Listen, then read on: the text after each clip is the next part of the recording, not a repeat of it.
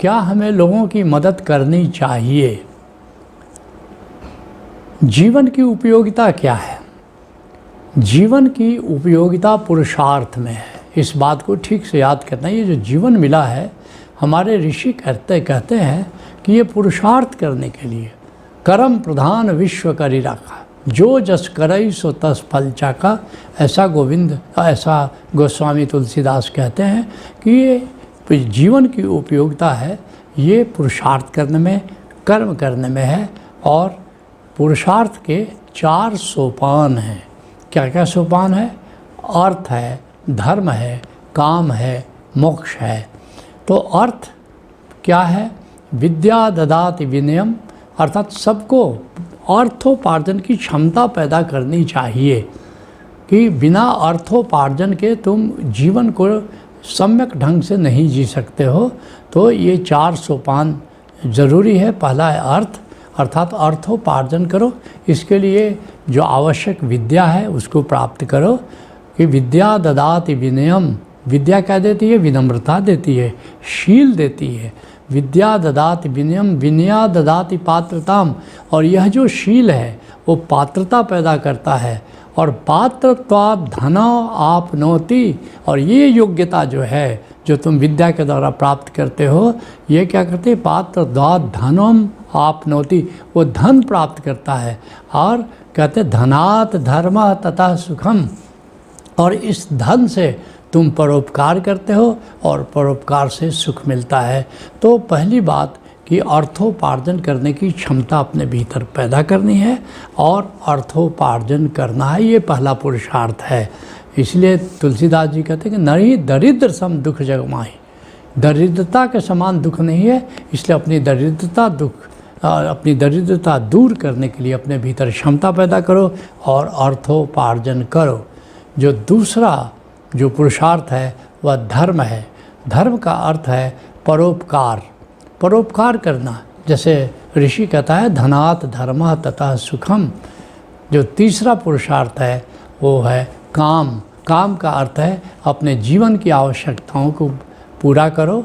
जैसे तुम परिवार होगा, परिवार में बच्चे होंगे, उनकी शिक्षा दीक्षा का इंतजाम, परिवार के भरण पोषण का इंतजाम, ये जो करना है ताकि जीवन की बुनियादी आवश्यकताएं हैं, रोटी है, कपड़ा है, मकान है, तो इन आवश्यकताओं की पूर्ति करो और उसके लिए जो भी पुरुषार्थ करना है उसको करो। चौथा पुरुषार्थ जैसा हमने कहा मोक्ष है। और मोक्ष कह सकते हो कि सबसे ऊपर है, प्रथम है मोक्ष, क्योंकि ये अर्थ है, धर्म है, काम है, ये सभी मोक्ष की दिशा में जाना चाहिए। इसलिए ऋषि कहता है प्रथम आत्म मोक्षार्थम जगत द्वितीयाय च, सर्वोपरि मोक्ष है, उसकी प्राप्ति की चेष्टा करो। हाँ, जगत भी महत्वपूर्ण है, लेकिन 2 नंबर पर जगत है। तो इसको थोड़ा और विस्तार से हम बताना चाहेंगे कि धर्म क्या है, क्योंकि तुमने पूछा कि क्या हमें लोगों की मदद करनी चाहिए। तो ये जो परोपकार है, ये परोपकार ही धर्म है और निश्चित रूप से ये हमारे पुरुषार्थ में है। तो इसलिए ये जो परोपकार है यही धर्म है। इसके विषय में अब आओ थोड़ा विस्तार से समझते हैं कि धर्म क्या है। धर्म का अर्थ है पुण्य कार्य, परोपकार, सेवा, मदद, दूसरे के साथ सहयोग करना। तो इसलिए तुम प्रकारांतर से पूछ रहे कि क्या हमें धर्म करना चाहिए, क्या हमें परोपकार करना चाहिए, क्या हमें सेवा करनी चाहिए। तो निश्चित रूप से धर्म करना एक पुरुषार्थ है, महत्वपूर्ण पुरुषार्थ है और हमें करनी ही चाहिए। तो इसको ये धर्म का यहाँ अर्थ है पुण्य कार्य है, परोपकार है। धर्म के कई अर्थ हैं, लेकिन जिस संदर्भ में हम बात कर रहे हैं उस संदर्भ में धर्म का अर्थ है पुण्य कार्य करना, परोपकार, सेवा करना, मदद करना, दूसरे के साथ सहयोग करना। गोस्वामी तुलसीदास जी कहते हैं परहित सरिस धर्म नहीं भाई और पर पीड़ासम नहीं अधमाई, कि दूसरे का हित करने के सरी कोई धर्म नहीं है और पर पीड़ासम नहीं अधमाई, दूसरे को कष्ट देना इससे नीचता दूसरी नहीं है। कबीर साहब कहते हैं तरवर सरवर संत जन और बरसता में परमारथ के कारणे चारों धरिया दे। सरोवर है, कोई जलागार है, कोई जलाशय है, और तरवर है, तरवर का अर्थ हुआ वृक्ष है, सरोवर का अर्थ है जलाशय है, और संत जितने होते हैं, और बरसता मेघ, और जो ऐसे मेघ जो बरसते हैं, तो कहते हैं तरवर सरोवर संत जन और बरसता मेघ, और परमार्थ के कारण चारों धरिया देह, ये केवल परमार्थ करने के लिए ही देह धारण करते हैं। इसी तरह से महर्षि व्यास कहते हैं, अष्टादश पुराणेषु व्यासस्य वचनम द्वयम, 18 पुराण में व्यास एक ही बात कहते हैं। वो कहते हैं कि अष्टादश पुराणेषु व्यासस्य वचनम द्वयम, परोपकाराय पुण्याय पापाय परपीडनम। परोपकार के समान पुण्य नहीं है और पर पीड़ा के समान पाप नहीं है। इसलिए जो परोपकार करना है, क्यों? क्योंकि हर परोपकार गोविंद की सेवा है। क्योंकि जब भी परोपकार करते हो, किसी जीव के लिए करते हो, किसी बंदे के लिए करते हो, और ये सब कि गोविंद के ही क्रिएशन है, ये गोविंद के सृजन है। जब किसी बंदे या किसी जीव की तुम सेवा करते हो तो गोविंद खुश होता है कि मेरा जो सृजन है, मेरी जो सृष्टि है, इसमें तुम योगदान कर रहे हो। और जब प्रभु की सेवा कर रहे हो, गोविंद की सेवा परोपकार के माध्यम से कर रहे हो, तो कबीर साहब कहते हैं इससे बड़ा तो कोई सुख ही नहीं है। इसलिए अब आओ जानते हैं कि ये जो कहते हो कि क्या हमें लोगों की मदद करनी चाहिए, क्या परोपकार करना चाहिए, तो मन थोड़ा बनिया है। जब तक तुम्हारा मन को बताया ना जाए कि इससे लाभ क्या है, तब तक मन राजी नहीं होता। तो चलो परोपकार से 9 मुख्य लाभों की चर्चा करते हैं कि जब आप दूसरे की मदद करते हो, जब आप परोपकार करते हो, तो उसका क्या लाभ आपको मिलता है।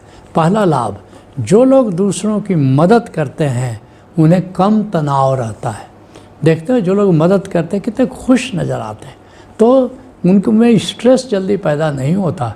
तो और सब कोई आजकल देखते हो कितने स्ट्रेस में रहते हो। क्यों स्ट्रेस में रहते हो? लोग स्वार्थी हो गए हैं। अगर लोग परमार्थी हो जाए तो तनाव ऐसे ही डाइल्यूट होना शुरू हो जाता है, विदा होना शुरू हो जाता है। तो पहला मुख्य लाभ है कि जो लोग दूसरों की मदद करते हैं उन्हें कम तनाव होता है। जो दूसरा लाभ है वो मानसिक शांति रहती है। देखते लोग कितने अशांत रहते हैं, कुछ से कुछ सोचते रहते हैं। तो लेकिन जो लोग मदद करते हैं, जो लोग परोपकार करते हैं, एक बड़ी शांति और सुकून में उनका जीवन बीतता है। जो तीसरा मुख्य लाभ है कि उनको सुखी देखोगे। जो परोपकार करते, चाहे जिस प्रकार का परोपकार है, कुछ लोग जाकर के बंदरों को दाना खिलाते हैं, कुछ लोग गिलहरी को दाना खिलाते हैं, कुछ लोग चिड़ियों को दाना खिलाते हैं। तो कुछ लोग चींटियों को जाकर के कुछ मीठा आटा ऐसा कुछ खिलाते हैं, तो इनको तुम देखोगे कि बहुत खुश रहते हैं। तो वे सुखी रहते हैं और खुश रहते हैं, उनको सुख और खुशी की अनुभूति होती है। चौथा जो मुख्य लाभ है, उनके जीवन में संतोष होता है। संतोष होता है, क्यों? क्योंकि लोभ से वे मुक्त हो जाते हैं। जो परोपकार करते हैं लोभ से मुक्त हो जाते हैं, और एक तरह का संतोष होता है। जो उनके पास है बस वे उसमें प्रसन्न रहते हैं, क्योंकि उनमें बांटने की प्रवृत्ति है, देने की प्रवृत्ति है। संग्रह की प्रवृत्ति नहीं होती, परिग्रह की प्रवृत्ति नहीं होती है। वो अपरिग्रही हो जाते हैं, और इस तरह उनके जीवन में एक संतोष होता है। और संतोषी व्यक्ति तुम जानते हो सुखी होता ही है। गोधन गजधन बाजधन और रतन धन खान, जब आवे संतोष धन, सब धन धूर समान। तुम्हारे पास घोड़ा हो, हाथी हो, आजकल के ज़माने में कहो कि कारें हों, तो ये सब कुछ हो जाए, लेकिन जब संतोष धन जब तक नहीं होता तब तक तुम सुखी नहीं हो सकते। तो जो परोपकारी वृत्ति के लोग होते हैं उनके भीतर एक संतोष होता है, और इस तरह वो सुखी होते हैं। जो पांचवा लाभ है कि सम्यक सेवा हमारा जो है स्वधर्म है, ये हमारे जीवन को निखारता है। क्योंकि ये संतों का, सभी संतों के लिए एक मुख्य है कि उनको परोपकार में जीना है, सेवा करनी है, परमात्मा के बंदों की सेवा करनी है। और जैसे उनके भीतर अपना सेवा भाव बढ़ता चला जाता है, वैसे उनके जीवन में एक निखार आता है। उनके जीवन कमल के फूल की तरह खिल जाता है, तो निखार आता है, विकास आता है, विकास होता है, उनका जीवन विकसित होता है। जो छठा मुख्य लाभ है कि प्रतिध्वनि के नियम के अनुसार उन्हें कई लोगों का सहयोग मिल जाता है। ये आकर्षण का सिद्धांत या प्रतिध्वनि के नियम का जो सिद्धांत है, प्रतिध्वनि का नियम या आकर्षण, ये बड़ा अद्भुत है। तुम जिस छंद पर जीते हो उस छंद पर जो लोग जीते हैं उनका तुम्हें सहयोग मिलना शुरू हो जाता है। तो अगर तुम परोपकार के छंद पर जी रहे हो तो जितने लोग परोपकारी हैं उसमें देवता भी सम्मिलित हैं, उसमें गोविंद भी सम्मिलित है, क्योंकि तो परम परोपकारी हैं, तो उनका सहयोग तुमको अनायास मिल जाता है। और जगत में भी जितने परोपकारी लोग हैं वो उन सब का भी सहयोग तुमको मिलना शुरू हो जाता है। और जैसे कहते हैं भाई गुरदास कि चरण शरण गुरु एक पैंडा जाई चल, सतगुरु कोटि पैंडा आगे हुई लेते हैं। तुम एक कदम परमात्मा की ओर उठाते हो, करोड़ों कदम परमात्मा उठाता है। इसलिए जैसे तुम परोपकार के लिए एक कदम उठाते हो, तुम्हारे तो चारों तरफ से परोपकार तुम्हारे ऊपर बरसना शुरू हो जाता है। तो इसलिए ज़रूरी है कि हम परोपकार करें। फिर 7वां जो लाभ है, पूरा अस्तित्व उनकी मदद करने को तैयार रहता है जो परोपकारी होते हैं, कि परमात्मा तो परम परोपकारी है, सबका लालन पालन करता है।